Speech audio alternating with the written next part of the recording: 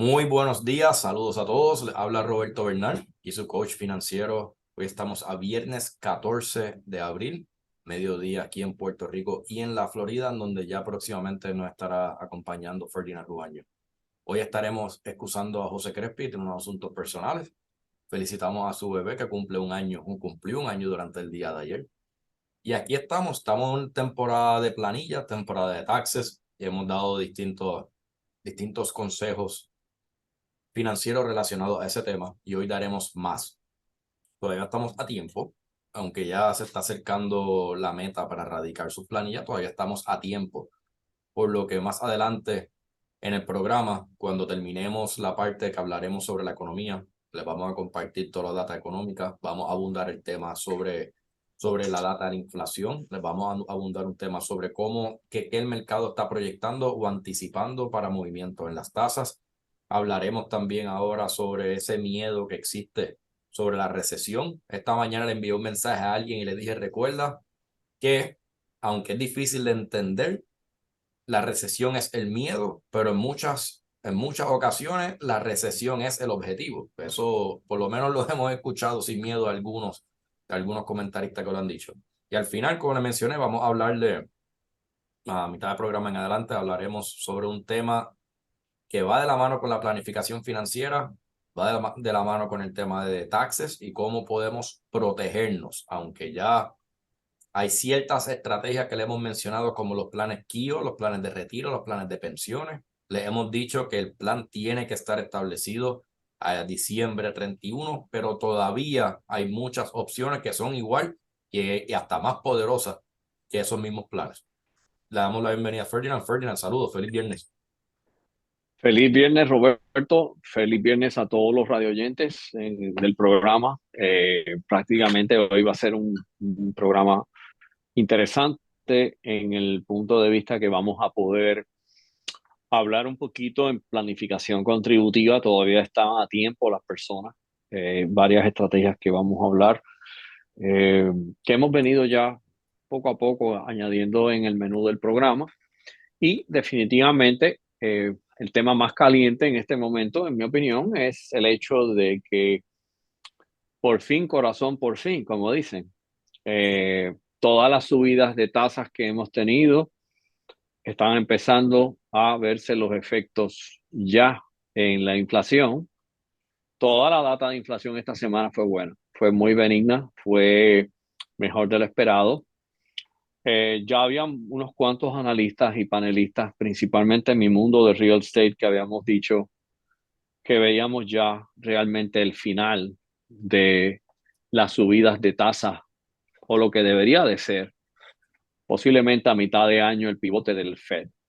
Y creo que por eso también está viendo el mercado reaccionar en esa forma. Lo que pasa es que el mercado lo mira como tiene la amenaza entonces de recesión, como tú mencionas. Ayer vi un artículo de Jeremy Siegel. Eh, Él está vaticinando que el Fed va a bajar tasas antes de fin de año. Él espera un rate cut a final de año. That's pretty aggressive. Um, Números de retail no muy buenos. Claro, tienes, tienes una economía resilient, pero tiene que tener cuidado el Fed en este momento. O sea, no puede tener gringolas como las tuvo anteriormente de que no veía la inflación, que era transicional. Cuidado con seguir subiendo y subiendo y subiendo, porque la economía está empezando a dar algunas señales en algunas áreas de demanda, diferentes sintomatología de un poquito, aunque yo en mi management letter de Panoramic Fund mencioné de que yo espero una recesión leve y como tú muy bien dices, eso no es el fin del mundo, eso es parte del ciclo. Eh, Eso es parte también de los que realmente miran como una oportunidad para, porque los mercados ya han descontado mucho de esta recesión, si lo miramos. Si miras el S&P, nosotros estuvimos en niveles de 3.600, 3.800, 3.700.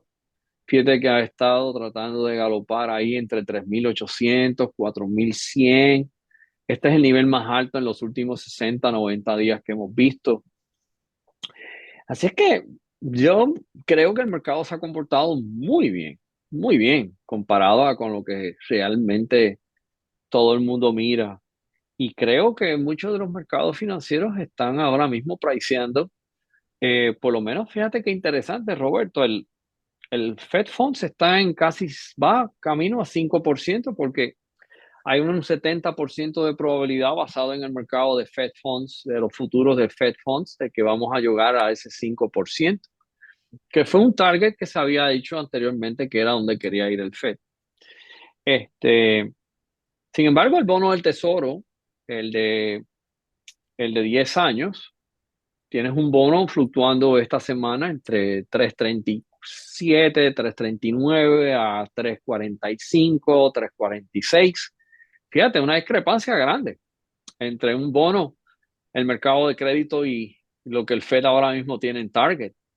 Y eso podría interpretarse como que el mercado de crédito espera que realmente tengamos un slowdown y que con esa baja, pues ya estamos viendo los números de inflación eh, bastante agresivamente hacia abajo, Roberto. Para mí una pequeña sorpresa el número de hoy y el número de ayer. CPI, el Core, Import Price Index, Import Prices, todos en negative growth. Y eso es bueno, es bien, bien positivo de que la política del Fed está empezando a correr su curso. Ahora, la gran pregunta de los 64,000 chavitos es, ¿el Fed debe de subir tasas? Ya se espera que suba ahora en mayo, pero ¿debería seguir subiendo? ¿Debería de continuar eso? Esa es la gran pregunta y la gran interrogante. Hemos visto movimientos, Ferdinand, también en la nota del Tesoro 2 años. Ha mostrado una volatilidad que no se había visto anteriormente. O sea, no es común ver una volatilidad en la nota del Tesoro a 2 años Uh -huh. tan marcada como se ha visto recientemente. Cuando uno lo mira a ver como análisis y todo, la nota del Tesoro a 2 años es la que más correlación debería de tener a la Reserva Federal, Uh ante -huh. todo. Y hemos visto también unos movimientos bien drásticos. Hoy volvió a cruzar por encima del 4%. Estuvo durante básicamente todo el mes de marzo, principios de abril, fluctuando con esa línea, sube y baja, sube y baja. Y hoy vimos otra vez un movimiento hacia arriba bastante marcado. Eh, Quizás es una interrogante en donde se teme lo peor, pero como se sigue atrasando lo peor. Me voy a explicar. Para muchos hoy tomó por sorpresa lo bien que reportaron la banca, porque comenzamos en earning seasons, el famoso earning season que todos los quarters hablamos de él. La Uh -huh. época cuando se acaba un trimestre y las compañías comienzan a reportar el comportamiento, el performance, sus ganancias, sus pérdidas, todo lo que sucedió a nivel financiero económico de esa empresa del trimestre que acaba de comenzar. Y se le llaman earning season, son estas semanas y usualmente comienzan con la banca. Hoy reportó Citi, reportó JP Morgan, reportó Wells Fargo y PNC. Todas reportaron mejor de lo esperado, que es muy Uh bueno -huh. para el miedo colectivo que hubo de una crisis financiera o crisis bancaria, que todo Uh -huh. comenzó con el colapso de Silicon Valley. Pues hemos visto definitivamente los bancos más grandes se han nutrido de eso, de como el término, o sea, la desgracia de unos ha sido los regional banks, ha sido la ventaja de los bancos bien grandes. Brinda un poquito más de seguridad para esos depositors, para esos clientes. Ahora, los bancos regionales son sumamente importantes también. Es sumamente importante que ellos tengan una economía estable. ¿Por qué? Porque los pequeños y medianos negocios están bien atados o son los clientes más fuertes los bancos regionales. Usualmente son quienes les permiten muchas más líneas de crédito o le facilitan préstamos a estas pequeñas y medianas empresas para que puedan comenzar su negocio o continuar a flote. Así que es importante que mantenga un sector y un mercado estable. Pero los números de ganancias han salido mejor de lo esperado. El forecast, aquí en donde uno siempre tiene que estar bien atento, no solamente reportaron mejor de lo esperado, sino que aumentaron entonces su expectativa de ganancia moving forward, que el guidance lo aumentaron. Y ahí estamos en el yin y el yang, en donde no, el mercado entonces no vuelve, mira qué irónico, vuelve y no sabe cómo interpretar esto. Ok, la economía está bajando, los bancos están mejores, o sea, la crisis financiera que se esperaba que se haya un credit crunch comenzando desde ya, quizás todavía no es el momento de que comience, habrán ajustes, pero no va a haber ese credit crunch todavía. Reportan que el consumidor, aunque sí está siendo más selectivo a la hora de gastar dinero, continúa el movimiento económico saludable, aunque sí más selectivo, está buscando ciertos ahorros, continúa el consumidor con ese mismo patrón saludable, o sea que la economía sigue fuerte, y entonces nos tornamos a que, pues quizás esto le permite la oportunidad de que el Fed vuelva a aumentar esa, aunque ya es esperado, es más del 50%, mencionaste el 70%, que es la probabilidad de aumento para mayo. Pero siempre está esa incertidumbre que será la última, habrá una pausa, comenzarán a disminuir las tasas y estamos en eso. Ahora, ojo, muy temprano en lo que es la carrera de earnings para tomar decisiones o para poder ya establecer una opinión sobre cómo van a ser el resultado de estos earnings, porque simplemente acabamos de comenzar en esto. Pero por el momento, data inflacionaria, data económica ha salido favorable para la economía. Hay que ver moving forward. Y volvemos. Una recesión. Bueno, Sí, perdona, que una recesión adelante. simplemente una pequeña contracción y un ciclo en la economía y ahí dentro de las recesiones, desafortunadamente, hay ciertos sectores que se verán más afectados que otros, pero esto no es nada nuevo, no es entrar en un pánico, es simplemente estar bien posicionado y para aquellos que están en este mundo de las inversiones, las finanzas, las bienes raíces, surgen las oportunidades. Yo estoy viendo una gran oportunidad en el mundo de crédito privado y en el mundo de bienes raíces también. Todavía se ven muy grandes oportunidades y los fundamentos en el mundo de bienes raíces multifamiliares o individuales, los fundamentos siguen estando muy sólidos. A nivel comercial, pues hay un tema sobre una ola de refinanciamiento que se verá en los próximos 24 a 36 meses, que será interesante ver, y esa es la oportunidad que veo en el tema de crédito privado. Pero eso en el lado comercial. En el mundo de bienes raíces multifamiliares, los fundamentos siguen estando bien sólidos, Ferdinand. Sí, definitivamente. O sea, ahora mismo para que tengas una idea, por lo menos lo había comentado la semana pasada de que el Wall Street Journal tuvo un artículo muy interesante que habla de la discrepancia que hay y que lo hemos mencionado en este programa, pero el Wall Street Journal lo confirmó la semana pasada, de que hay una discrepancia entre los mercados del oeste de Estados Unidos con los mercados del este de Estados Unidos. Y los mercados del este de Estados Unidos están en una situación muy sólida, muy buena. La demanda sigue estando ahí. Los niveles de absorción que miré ahora mismo en el 2023 se mantienen muy sólidos, por debajo de 3 en muchas de las áreas. Continúa un incremento en términos de valor de propiedad, por lo menos en las áreas donde nosotros estamos ahora mismo en construcción. Para que tengan una idea, más o menos 15% year over year y cerca de un 5% en este año nada más. Eh, Hay una gran demanda. No, el problema de la crisis, quiero aclarar que muchos amigos radioyentes a lo mejor ven el headline crisis. La crisis es porque hay poca oferta y hay mucha demanda y los costos se han encarecido. Esa es la crisis que hay. No es crisis de que haya una depreciación y ese tipo. Puede haber algún tipo de corrección, pero la crisis que se refiere en muchos medios, porque yo recibo cada hora de Smart News, yo tengo una parte donde es estrictamente noticias de housing, Fannie Mae, reportes de bancos, etcétera. Y prácticamente lo que estamos viendo en términos de data, y eso lo hice en un webinar recientemente este martes, eh, expliqué la data específicamente y la data es consistente. La data mantiene unos precios estables, mantiene una demanda muy sólida, muy poca oferta, mantiene el hecho de que ahora cuando las tasas empiecen a bajar, ya llevamos 5 semanas donde las tasas hipotecarias han venido bajando y yo creo que definitivamente ya llegamos al pic de las tasas, que lo hemos discutido en este programa. Yo creo que lo que va a suceder es el fenómeno que yo había mencionado anteriormente. La gente esperando por esa famosa crisis, porque están leyendo el tabloide equivocado, se van a quedar esperando. Y el problema es que cuando se queden esperando, van a tener que comprar más caro de lo que habían pensado que estaba anteriormente. Y eso ya lo estamos viendo.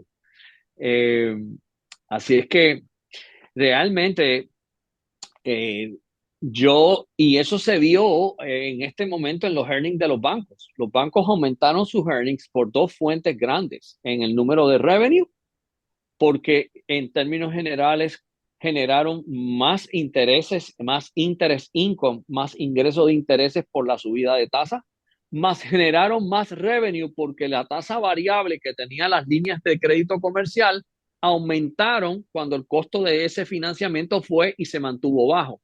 So, los spreads se aumentaron grandemente y por eso viste ese earnings beat en el mercado de banca financiero, especialmente JP Morgan. Así es que cuando tú miras eso, el silver lining, la manera en que yo lo interpreto, es que todavía tienes un consumidor fuerte, un consumidor que sigue gastando, tienes un consumidor que está empleado, que está generando ingresos, los ingresos per cápita siguen en ascenso y cuando tienes ese tipo de balance y ese tipo de liquidez, pues por eso tienes el resultado de que tienes una economía resistente. Desempleo bajísimo. Entonces, pues ahí es que está el yin y el yang del Fed. O sea, por un lado, estamos viendo una disminución en tasas, en inflación. Hay una gráfica muy interesante de una de las compañías que yo sigo de real estate, que es un sindicato que tiene cerca de 150,000 apartamentos de renta. Y ellos hacen su propio microcosmo económico de year over year, rent increases, CPI, inflación, cómo la inflación va con la renta. Ya hubo un crossover el mes pasado, donde la inflación empezó a bajar todavía, aún cuando las tasas de incremento de renta están en un plató. O sea, significa que cuando las rentas empiecen a disminuir, lo cual yo creo que va a empezar específicamente en el próximo quarter, esa tasa de inflación va a acelerar y se va a exacerbar hacia abajo. Y eso entonces tenemos que entonces tener mucho cuidado que entonces no empiece a afectar en términos generales, eh, haya una repercusión en términos de confianza, lo que llaman el wealth effect en la economía. Pero eh, honestamente, te soy franco, le soy muy, muy honesto. Eh, la realidad del caso es que estadísticamente eh, el tener un soft landing se ha convertido en un escenario posiblemente más real de lo que era posiblemente hace 2 o 3 meses atrás. Y habíamos hablado en este programa que las estadísticas son de este tipo de situación, pues las probabilidades son bien altas hacia más una recesión que un soft landing, pero pudiera ser que pudiéramos tener algún tipo de soft landing. De hecho, eh, de- para explicar qué es un soft landing es una leve recesión, en mi opinión, o prácticamente una economía flat. Significa que disminuye la economía, pero no cae en recesión. Está cerca de recesión, pero no cae en recesión. ¿Ok? Y eso lo que hace es que mantiene a la economía a flote y luego vuelve a la economía, sube cuando las tasas empiezan a bajar. Ese es un soft landing, eso es creación de un soft landing, es disminuir demanda, lo cual está sucediendo, disminuir inflación, pero no dejar que la economía llegue hacia una situación negativa. Eso ha sucedido pues solamente en un 10, un 11% de las ocasiones. O sea que en términos de si yo fuera a apostar, pues tendría que apostar en contra de ese escenario. ¿De que es posible? Sí. De que en este momento la economía demuestra tener un grado de, de resistencia y que mucha gente pensó al principio de todo este ciclo, yo creo que la Reserva Federal debe de ir all in, meterle, ahora sé quién dijo eso, fue Bill Gross, el de Pinco. Bueno, ya no está con Pinco, pero el Bond King era uno de los el money manager que manejó más dinero de fixed income en la historia de Wall Street. Dijo, si yo fuera el Fed, yo le metería con todo, o sea, trataría de meter todos los incrementos posibles y creo que eso es lo que está haciendo el Fed, lo ha hecho en este aspecto. Ahí entonces donde viene el pequeño toque de hasta dónde entonces paro y hago el pivote. Y ahí es que tienes el mercado de valores. En cierto grado, pues hay algunos días que dicen, caramba, fíjate, la data salió bien, la inflación está bajando, Goldilocks, excelente.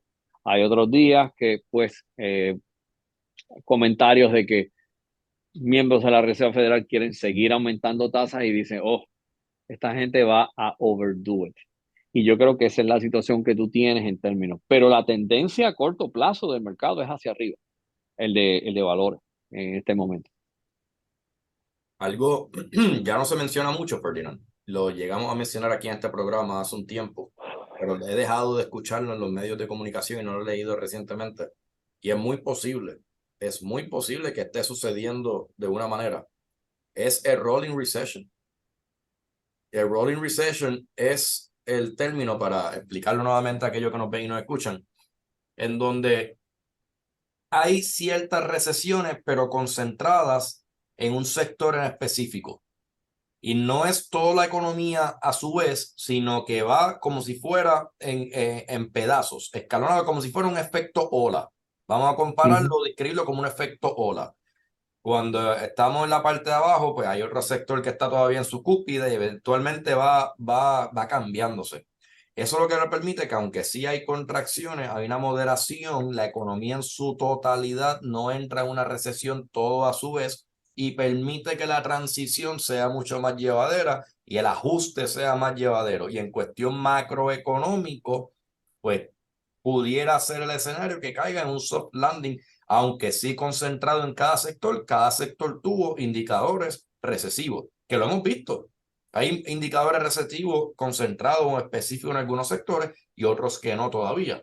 Así que existe la posibilidad de que eso esté sucediendo. Y me está curioso, porque obviamente no tengo toda la data para ver que eso sea cierto. Recuerden, todo esto lo sabremos después. Todo esto lo Mm. sabemos cuando ya pasemos. O sea, en el medio de la tormenta es difícil ver cómo everything is playing out. Pero es posible que eso sea un resultado, Ferdinand, que sea lo que suceda con esta economía. Es posible, sí. Y yo creo que no todos van a caer en el mismo momento, Ujú. específicamente por la diversificación que ha tenido y por los factores que estamos viendo. También en el aspecto industrial que hemos tenido. Acuérdate que hay algo adicional que la gente se le ha olvidado y es el hecho de los estímulos económicos de infraestructura que vienen, principalmente industria de construcción.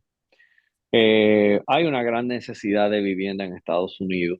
Hay más o menos, se estima en el último número ya anda por los 6.2 millones en déficit de necesidad de vivienda, de affordable housing, de proyectos de multifamilia, de gente que necesita, eh, en términos generales, nueva vivienda. Y eso es un efecto multiplicador. La construcción es un efecto tremendamente multiplicador, principalmente en real estate, y con todos estos efectos de estimulación de infraestructura. Así que yo creo que vamos a tener situaciones donde yo creo que vamos a tener para los próximos 2 o 3 años un mercado muy interesante en el área del mercado de stocks específicamente. Lo que ha pasado es que hemos tenido una volatilidad grandísima. Si miramos en el aspecto técnico, yo te tengo que decir que muchos de los indicadores que hemos visto a plazo intermedio han sorprendido a muchos technical analysts en el upside. Muchos analistas, inclusive muchas de las compañías como Morgan Stanley, estaban vaticinando que en el primer quarter deberíamos tener una baja de 3.600. Bank of America habló de 3.200, 3.400. Ese escenario está bien lejos de lo que ha sucedido en el mercado.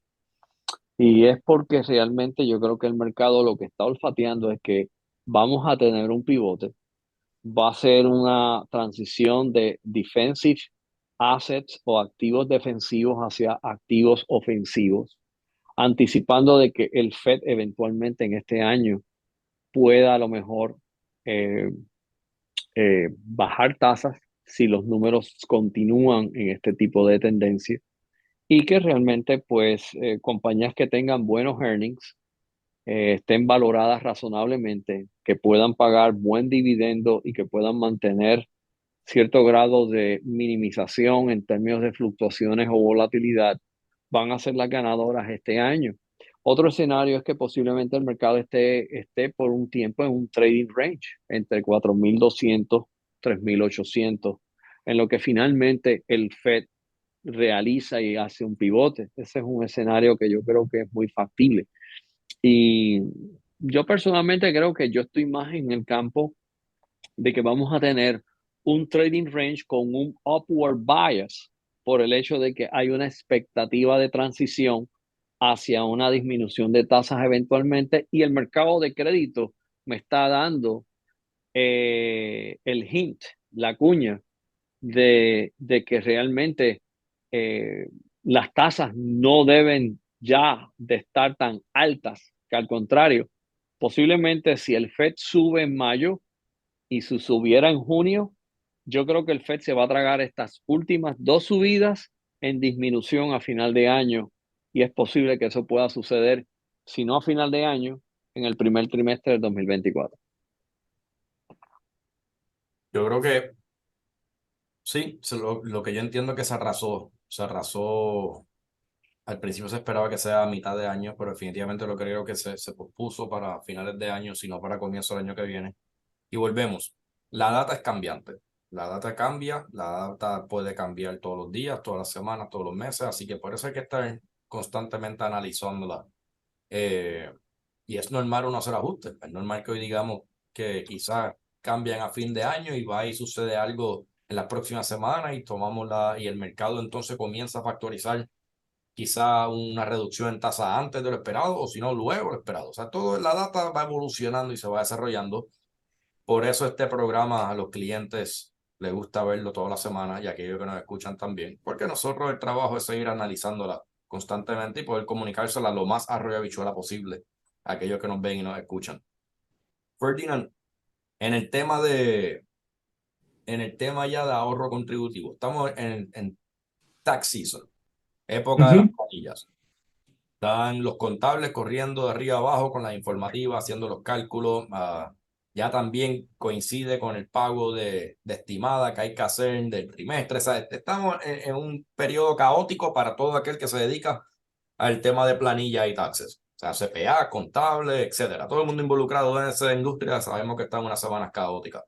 Ahora, hay muchos clientes de nosotros que ya han participado de distintas estrategias contributivas. Lo hemos ayudado enormemente a reducir su impacto contributivo y a su vez aumentar sus ahorros y sus inversiones, que hay que verlo de esa manera. No es simplemente tener un ahorro contributivo, sino que ponemos el capital a producir en vehículos o estrategias de inversiones. Son doble beneficio en todo esto cuando vemos el resultado. Hay quienes todavía están en la necesidad de buscar algún tipo de alivio contributivo y vamos a suponer que no tuvieron la oportunidad de abrir su plan de retiro como su planquillo antes de que culminara el año a diciembre 31, como estipula la ley. Digamos que una IRA no es lo suficiente. La IRA maximiza aquí en Puerto Rico, te limita hasta $5,000 por individuo. Una pareja que tributa junto, rinde junto, pues sería tu máximo de $10,000. Si hay menores, son $500 por cada menor. Y to be honest, yo he sido uno que no soy muy fanático de la ira educativa porque es que con $500 anuales no podemos lograr mucho. El costo de educación está muy, muy alto. Así que, ¿qué otros beneficios hay? Pues, para aquellos que nos escuchan, para nuestros clientes que ya han venido conociendo esto, sí hay alternativas. Hay unas alternativas que son mucho más elaboradas. Hay alternativas que requiere un diseño, y para eso estamos nosotros, eso es lo que nos especializamos, un diseño mucho más específico para cada individuo, pero que les puede ofrecer un alivio contributivo enorme. Y entre eso está el beneficio de los fondos de capital bajo el Acta 60 de Puerto Rico, que Ferdinand lo conoce muy bien, si deseas describirlo. Sí, no hay duda alguna que una persona, ¿verdad?, que está en una tasa contributiva alta o que genera sobre $250,000 de ingreso bruto, sea por servicio o porque tiene unos earnings de esa cantidad, esa persona está en una tasa contributiva fácil de un 30%, y quizás más. En Puerto Rico no se necesita mucho para llegar a ese 30. En Estados Unidos se requiere sobre $400,000 para tú estar en una tasa de un 33. Pero en Puerto Rico no. En Puerto Rico llegar a esa tasa no lleva mucho. Posiblemente con unos ingresos de $100,000, $80,000, ya estás ahí en cada dólar marginal que tengas o ganes, vas a estar en esa tasa progresiva alta. Pues esas personas, no hay duda, el Acta 60 es una combinación de la ley 185, la ley 14, el Acta 20 y el Acta 22. Se puso todo en un acta en el 2019. El área de fondo de capital privado es un área muy interesante porque le permite al contribuyente cada dólar que aporte pueda deducir entre 60% o 30%. O sea, que cada dólar que usted aporte en un fondo de capital que tiene unas características de retorno de inversión prospectiva, de apreciación de capital o de ingreso, pero en este caso de apreciación principalmente, pues esa aportación que hacen ese año, que ese año, by the way, puede ser hasta abril 15, o sea, en este caso abril 17, abril 18, o si se acoge a una prórroga porque realmente le han llegado unas informativas que le llegaron un poco más tarde. Y son planillas un poco más complicadas porque son múltiples fases de ingreso, pues se acoge a una prórroga, pues esa persona al momento de radicar la planilla puede acogerse a una deducción de hasta un 60% de la aportación que haga. Si una persona aporta $100,000 en un fondo de capital privado con una expectativa de un retorno bueno de inversión, tiene adicional el beneficio de que tiene una deducción contra el ingreso bruto ajustado de casi 60% de la aportación. Eso es un IRA en esteroides, yo le llamaría. Y adicional a eso tiene unos beneficios contributivos cuando empieza a recibir usufructo o beneficio de ese fondo de capital a los 2, 3, 4 años. Pero la teoría de esto es que puede ser un alivio contributivo al momento, como si fuera una IRA. Antes de contribuir, usted sabe que hace una IRA, abre una IRA, el banco le da la evidencia y entonces el contable viene y lo toma como deducción en la planilla. Pues esto es una deducción magnificada. Y puede ser, hemos tenido clientes que han tenido deducciones de $120,000, $140,000, $130,000, $200,000 en contra del ingreso bruto, sin tenerse que recurrir a la tasa alternativa, o a la tasa alterna del 20%, o cuando se hace una buena planificación contributiva y se utiliza estas estrategias y herramientas, el cliente, hemos visto, sale mejor contributivamente que solamente poner un flat tax al 20%. Claro, eso conlleva un conocimiento, conlleva una planificación, conlleva una sofisticación de conocer bien las áreas, las leyes, el cómo evidenciar deducción, porque eso tiene unos protocolos, pero si se hace, puede ser un área tremendamente impactante. Por ejemplo, mira, voy a dar un ejemplo. Este cliente generó, este es un cliente de nuestra firma de real estate aquí en Private Equity, genera $1.200.000 de ingreso. Esa persona prácticamente hizo una aportación de $450.000 al fondo de capital. Eso le representó a esa persona unos $260.000 de deducción contra el ingreso bruto que generó esa persona en esa planilla. Claro, están las exenciones, la exención por si eres casado o no eres casado, de hijos, etcétera. Y luego tienes ese ingreso ajustado, ¿no? Pero eso se llama ingreso bruto ajustado. Pues se tomó una deducción Whopper de casi $260.000. Eso le representó a esa persona $78.000 de economía contributiva. O sea, que prácticamente la inversión en economía contributiva de ese año le generó $78.000 que se economizó con una inversión que hizo de $450.000, que casi es un 11-12% de rendimiento, sin incluir el rendimiento adicional que pueda producir la inversión. Y eso se acogió ahora. No tuvo que hacer un fideicomiso, no tuvo que radicar y erradicar escritura en diciembre 31 y después hacer el funding. No tuvo que tener administración, cálculo actuarial, llenar 5500, llenar reportes, 480.7, todo ese tipo de situación. Con este tipo de instrumento, digo, el instrumento es bueno, y me estoy refiriendo a los planes de retiro. Son instrumentos importantes y valiosos. Lo que pasa es que la manera en que se computa la aportación de un plan de pensiones es a base del anejo M, que es el ingreso neto sujeto a contribución. Recoge los ingresos de jornales. Vaya, güey, tiene que ser ingreso activo. En el acta 60 es todo tipo de ingresos. Va en el sifón del encasillado 1, donde son 26 ítems. Venta de propiedad, dividendos de otras sources, ganancia de capital porque compré a Amazon y la vendí y tuve una ganancia, o compré ahora que le tengo una ganancia de capital grandísima. Todo eso va en el ingreso bruto ajustado. El acta 60 no tiene que ser ingreso pasivo, ingreso activo, puede ser la combinación del ingreso activo y el ingreso pasivo.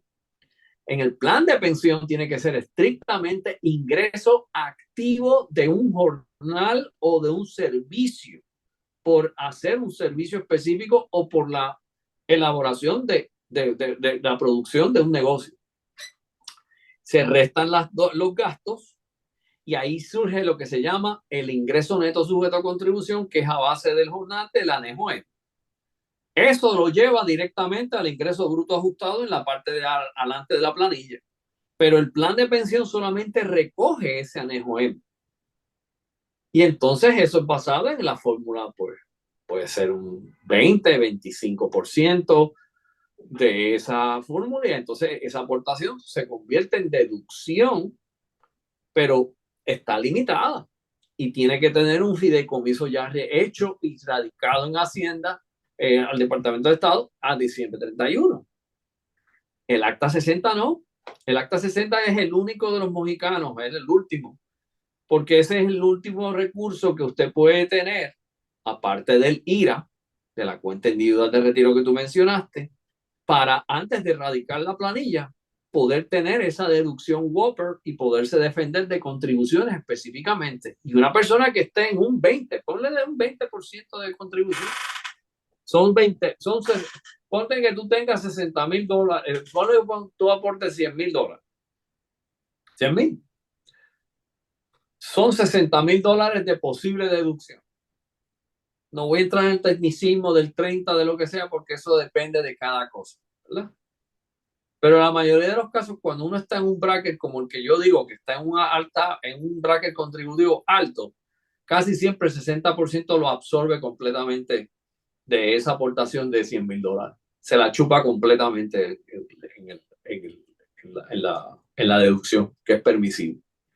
Pero imagínate, 60.000 a un bracket de 20% son $12.000 de economía contributiva. 12,000 entre 100,000 es un 12% nada más en economía contributiva, sin contar usufructos que tienen también una exención cuando lo saquen. Así es que es un beneficio Whopper, double whammy. Tienes tax deduction, que es deducción contributiva. Tienes tax exemption, que es que no pagues tax de lo que produce esa inversión. Y cuando tú vienes a ver en tasas contributivas de sobre un 20-25, los números se vuelven más altos en rendimientos antes de pagar contribuciones. Y eso realmente se hacen en fondos de capital para inversión, para private credit, como tú muy bien me lo acabas de mencionar, hard money lending, que son financiamiento privado para nueva construcción, puede ser para edificación, desarrollo, edificios multifamiliares que generan un muy buen cash flow y que son resistentes a recesiones, porque la gente tiene que tener un techo para vivir. Y si tienes una demanda donde hay ahora mismo los números son de mucha demanda, poca oferta, no hay duda que áreas como bienes y raíces, real estate, desarrollo, construir para rentar, construir para reventa, tener financiamiento, disponibilidad de financiamiento privado, comercial, porque también pues tienes que tener ese tipo de diversificación. No te voy a negar, puede ser algo muy interesante en planificación contributiva. Y para mi sorpresa, no mucha gente lo conoce. Inclusive practicantes del área sí dicen haber escuchado, pero no han entrado en el meollo de la situación porque realmente no lo voy a negar. Yo fui uno de los primeros, de los pocos que comenzó con esto y que ha venido desarrollando. Ya se ha venido propagando un poco la idea y ya se está empezando ok, pues entonces, porque eso también conlleva un protocolo, hay que hacer una hoja de cálculo. No es tan solo, pues, sí, pues ya aporté aquí está la deducción. No, hay que llevar una copia de un decreto, hay que acompañarlo con una hoja de cálculos, hay que acompañarlo con un determination letter, que es una carta que se genera del mismo fondo donde se firma y se hace la verificación completa con Suri. Hay un protocolo, pero ¿de qué es posible? Sí, claro que sí que es posible. Y se le puede ayudar a mucha gente que está, claro, esto no es para todo el mundo, Roberto, voy a ser claro. Esto es para gente que está en una situación contributiva difícil, que a lo mejor se dieron cuenta ahora, anda para el caray. Todo este fue el ingreso que yo hice. Entonces tienen un problema porque no planificaron contributivamente y entonces tenemos que buscar algún tipo de alternativa fuera de lo normal, legal, pero que sí requiere cierto grado de planificación. Todavía están a tiempo antes de radicar. Sí, como menciona, todo aquel inversionista acreditado, o sea, bajo el criterio inversionista acreditado, nos referimos a esos mismos, a aquellos que tienen unos altos ingresos, tienen capital para propósito de esto, pues hay todavía muchas alternativas. Y mencionaste algo, Ferdinand, te concentraste, por supuesto, porque es lo que estamos hablando, en el beneficio contributivo a la hora de la aportación. O sea, cuánto nos ahorramos en taxes, pero vamos a concentrarnos en algo también. Eso es dinero que estamos poniendo a producir para nosotros. ¿Cómo el fondo, que es quien tiene ese beneficio contributivo, que se lo traspasa al inversionista de este fondo? Sí, cómo funciona básicamente esa entidad conducto en el tema de beneficio contributivo. ¿Cómo ese fondo pone ese capital a producir? Pues hay distintas alternativas y cada fondo, pues por su diseño y estrategia, tiene su protocolo y tiene su política de inversión.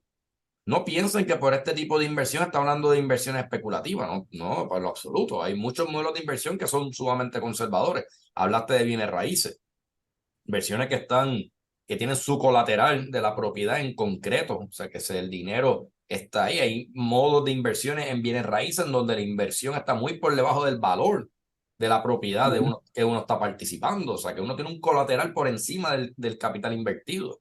Eso es un nivel bastante conservador y seguro dentro del tema de las inversiones. Y hay muchos modelos que ponen ese capital a producir. Ese que no solamente estamos teniendo un impacto contributivo al instante con la aportación, que es la deducción, sino que también ese dinero lo estamos poniendo a crecer para nosotros. Y sabemos que Sí, una manera inteligente de manejar sus finanzas, para que lo escuchan, es poner el dinero a trabajar para ti. Y esto es una manera que está trabajando de dos alternativas. Ahora, es como dice el americano, the icing of the cake, el frosting en el bizcocho. Es que esas ganancias también tienen beneficios contributivos, lo acabas de mencionar. ujú, Ingresos que genere, vamos a decir que puede ser un ingreso o una inversión. Pues digamos que una de las inversiones dentro de estos fondos de capital sean en un edificio multifamiliar que genera renta. ujú, Esos son ingresos que recibe este tipo de inversión o participa dentro de otros fondos que pagan dividendos, vamos a decirlo de esa manera. O esos ujú. dividendos que recibe este fondo o intereses que genera este fondo, pues tienen un beneficio contributivo más atractivo que si uno haría una inversión en carácter individual. En vez de pagar la tasa preferida de un 15, pues estamos pagando entonces un 10. Pero más Correcto. atractivo todavía es cuando se realiza una ganancia de capital. Quiere decir que Correcto. si ese fondo es una inversión en un activo, compró ese multifamiliar, para mantener el ejemplo por el mismo carril, desarrolló ese multifamiliar y más adelante vendió el multifamiliar a otro inversionista que estaba interesado y le sacó una ganancia de capital a esa transacción. Ferdinand, esa transacción es exenta, se distribuye de modo exento a sus participantes, así que no se tributa por eso, así que no solamente uno está recibiendo el beneficio al instante, sino que luego a la salida también. Lo bueno de estos fondos, Ferdinand, si entra en específico, es que tienen modelos ya en su interior y políticas de inversión diversificadas para eso mismo, porque Ujú, hay que tener, para que sea bien exitoso, digamos, como dice, hay distintos, pero para que sea exitoso tienen que haber unos pilares en acción. Número uno, siempre uno tiene una visión de inversión a largo plazo. Tiene que ser un modelo de inversión más a largo plazo. Esto no es un casino donde uno entra y sale mañana. Recuerden, estamos recibiendo un beneficio contributivo sumamente atractivo, que no todo el mundo tiene acceso a eso. Tiene que haber un manejo activo dentro del fondo. O sea, estoy hablando, concentrándonos en la alternativa, un manejo activo en donde ese manejador del fondo pueda tomar las decisiones de aprovechar de oportunidades en el mercado y la economía. Eso es lo que permite que uno pueda tener distintos éxitos sin importar qué suceda, lo que hablamos al principio del programa, es que hayan contracciones en la economía. Habrán correcto. oportunidades también. El manejo activo nos permite no caer del lado de recesivo, sino de estar del lado del oportunista, en este caso, para poder ajustarse en todos los ciclos.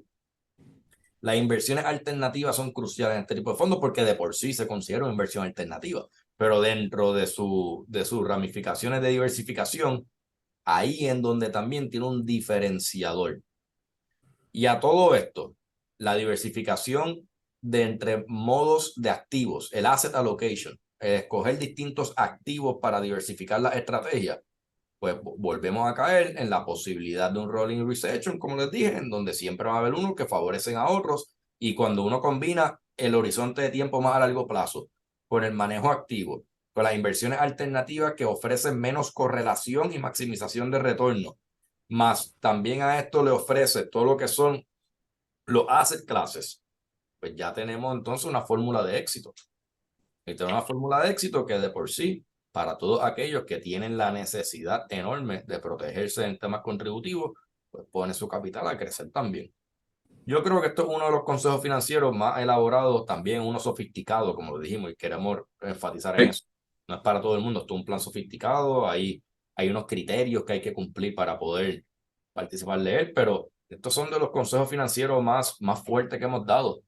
Y nos hemos topado con la sorpresa que mucha gente no lo conoce, Ferdinand.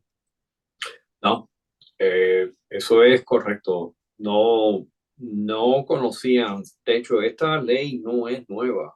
Esto fue incorporado, esta ley 185 fue en el 2014. Fue producto de cuando realmente tuvimos el defalco en términos de pago de bono.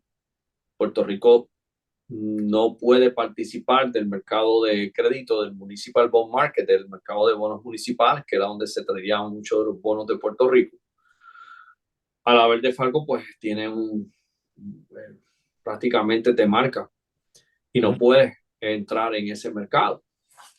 Pierdes la confianza de los inversionistas. Eso era lo difícil de este desfalco, que tiene unas repercusiones. Entonces, el gobierno en ese momento dado trata de crear diferentes incentivos y leyes para que entonces se fomente la inversión de capital y se pueda crear liquidez y velocidad dentro de la misma economía.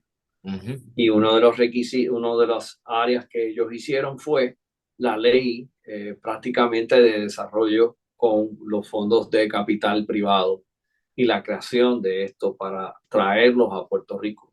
No tan solo fue la cuestión del Acta 20, el Acta 22, yo sé que ha habido cierto grado de controversia, ¿verdad?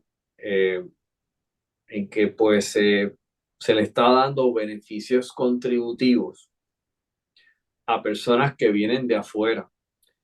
Aquí lo bonito de esta ley 185 es que estos beneficios se le dan a gente que está comprometido al sistema de Puerto Rico y que quiere ayudar al sistema de Puerto Rico y contribuyen en Puerto Rico.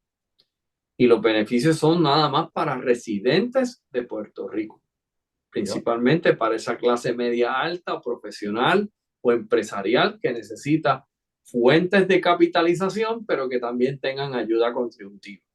Y No también quiero se que piensen que exige que la esto... inversión se haga parte en Puerto Rico también. Sí. Esto es para beneficiar a la economía en Puerto Rico. Esto no quiero... Porque lo que ha pasado es que en el Acta 60 se incluyó el Acta 20 y el Acta 22, y yo sé que ha habido situaciones de un poco controversial, pero también tenemos que ser objetivos. Puerto Rico está falto de capital. Fíjense que solamente tenemos 3 bancos. Nosotros teníamos antes mucho más bancos. De hecho, los únicos bancos que nos quedan son los bancos locales de Puerto Rico, porque todos los bancos internacionales se fueron. ¿Okay? Pues cuando tú tienes una situación como esta, tienes que buscar alternativas de cómo atraer el capital. No es que se esté vendiendo el país en términos generales de, ¿verdad? No quiero entrar en un tema político, quiero entrar en un tema económico. Mi trabajo es economía, yo no soy político. Pero sí hay que ser sensato en que a veces dicen en mi pueblo Mayagüez que hay que dar de Lara para comer de la pechuga. Y en este caso, el Acta 2022, yo sé que se está dando de dar unos beneficios, pero tú tienes que motivar a alguien para hacer algo, tienes que darle una recompensa. Pero el hecho de que ese dinero venga a Puerto Rico y lo combines con fondos de capital criollos de Puerto Rico, le da a Puerto Rico unas herramientas de financiamiento que ahora mismo no tiene hasta que volvamos al mercado de bonos municipales, Roberto. Y entonces, y le quiero decir claramente, yo no represento a ningún partido. Yo lo que pienso es que realmente es para Puerto Rico en términos del sistema financiero de ayuda en el área de economía. Y estas herramientas, fíjate que ha habido estudios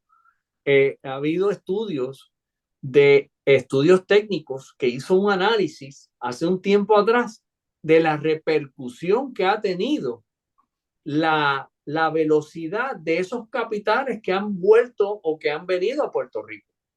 Así que no miremos esto desde un punto de vista de rico, pobre o que estoy vendiendo mi país. Véanlo en el punto de vista de velocidad económica, y eso hay que orientar al pueblo, hay que orientar a la gente, hay que darle un mensaje sensato y con facts, como yo siempre hablo en mis webinars. No me escuchen a mí. Let's look at the facts. Vamos a mirar los hechos. ¿Qué sucedería si no tuviéramos eso? ¿Estaríamos mejor o estaríamos peor? Yo estoy seguro que estaríamos mucho peor si no hubiéramos tenido ese tipo de sección de ley. Y esta sección de ley 185 fue una gran idea específicamente para crear dinero, y que se ha visto que ha podido no subsidiar completamente el hueco que nos ha dejado el hecho de no poder ir al mercado de capital o de crédito, pero nos ha ayudado a flotar, a subsistir en lo que vamos poco a poco evolucionando en Puerto Rico. Así mismo es. Hay muchas ventajas. Y nosotros estamos aquí, como todas las semanas, hacemos lo mismo con los clientes de nosotros. Y este programa es para esa misma información que le brindamos a nuestros clientes, poder compartirlo de una manera sensata, es la palabra correcta, a todos quienes nos escuchan. Lo que queremos es repartir conocimiento, porque Puerto Rico se nutre del éxito de todos. Puerto Rico como país triunfa si todos triunfamos.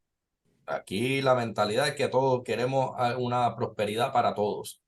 Y hay ciertos tipos de beneficios que algunas a veces están limitados a un grupo selecto y hay otros que están abiertos a todo el mundo. Y nosotros pues queremos llevarles información a todos. No pensemos que simplemente un grupo selecto quienes se benefician de una alternativa, sino que estamos aquí toda la semana brindando la información para que todos tengan acceso a esa data. Se la hayan comunicado antes o no, pues nosotros aquí semanalmente se la estaremos diciendo. Y hay muchas alternativas. Y como dice, la data, los números son los números. Muchos beneficios que no solamente uno tiene como el individuo que hace este tipo de inversión o que se acoge a estos beneficios contributivos, sino también que los números han mostrado que esa información, por ejemplo, en el caso de los fondos 185, el que el fondo, la ley exija que ese capital tiene que estar invertido 1% del fondo en Puerto Rico, pues fomenta la economía local también. Y tiene que tener registración en Puerto Rico, tiene que pagar todo lo que sea patente en Puerto Rico, claro. Tiene que tener localización en Puerto Rico. O sea, desgraciadamente, no, lo que quiero, el último punto que es importante, en la economía, el top del 20% tiende a influenciar el 80% de la economía. Esa es ley. Mientras vivamos en un país capitalista, que seamos democracia capitalista, existe la ley del 20-80. El 20% del tope, típicamente, no importa en qué economía esté, inclusive en Estados Unidos es igual, siempre tiende a influenciar el 80% de la población. Es así. Es que esa es la manera en que la economía es. Así mismo. Con esto nos despedimos, Ferdinand. Ya ustedes saben, todos aquellos que nos ven, nos pueden llamar al 787-395-7325. 787-395-7325. Nos pueden en la página de Facebook de WIAC. Este programa siempre está ahí. En la página de nosotros de YouTube de Lion Burn. Eso quería decirte también. Y la gente de PES también, nosotros pasamos este programa constantemente para que las personas que no pudieron escucharlo puedan escucharlo con calma y puedan recrearse un poquito en términos de espacio y puedan escucharlo y analizarlo. Sí, website de nosotros, Private Equity Solutions y Lion Burn, las páginas de YouTube de Private Equity Solutions y Lion Burn. Y nuestros clientes de por sí reciben este comunicado todos los lunes, se les envía junto con el newsletter semanal. Tengan todos muy buen fin de semana. Buen fin de semana, Roberto, y buen fin de semana a todos puertorriqueños y toda nuestra gente que nos escucha. Saludos siempre. Saludos.